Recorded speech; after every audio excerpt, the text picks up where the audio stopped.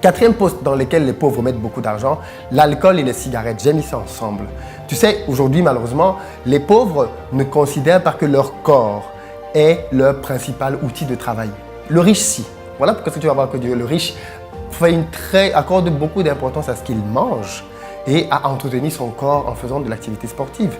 Parce qu'il sait que ce véhicule-là, il a besoin de lui pendant au moins 90 ans, à moins qu'il y ait un accident. Et donc, pour que ce corps-là, à 90 ans, soit encore en forme, il a besoin de l'entretenir. Et il va l'entretenir en lui donnant le bon carburant dont il a besoin, qui est de la bonne nourriture. C'est pour ça que je veux dire, tu verras que des riches ont même beaucoup de coachs sportifs personnels parce qu'ils ont besoin de toujours s'entretenir. Et ils ont besoin de quelqu'un qui va peut-être les accompagner dans ce sens-là.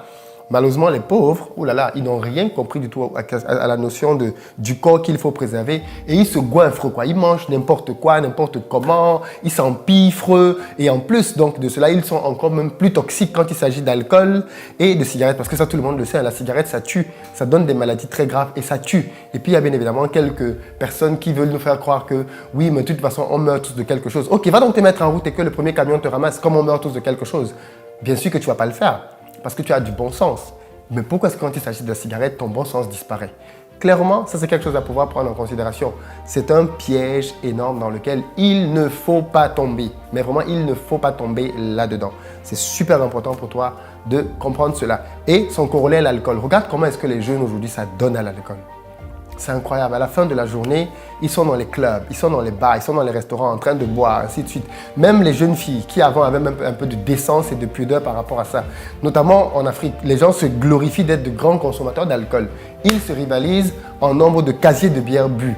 Mais où est-ce qu'on va? Vous pensez vraiment qu'on peut développer un continent avec une jeunesse alcoolique? Vous pensez vraiment? On te donne les statistiques de comment les Africains consomment l'alcool année par année. Tu as peur. Il y a des statistiques qui disaient par exemple qu'au Cameroun, les Camerounais avaient bu en une année l'équivalent d'un fleuve. Incroyable. En une année, ils ont bu l'équivalent d'un fleuve.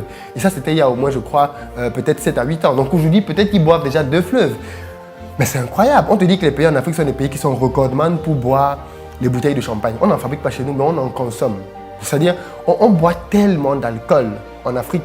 Peut-être que c'est pour oublier les chagrins et les soucis, peut-être, mais dans tous les cas, en réalité, ça ne te fait pas les oublier. Hein, parce que quand tu te réveilles le matin, le chagrin, il est toujours là. Et pire, tu n'as même plus le peu d'argent que tu as dépensé la veille dans l'alcool. Donc, clairement, l'alcool, le tabac, des ennemis dans lesquels les pauvres dépensent beaucoup d'argent.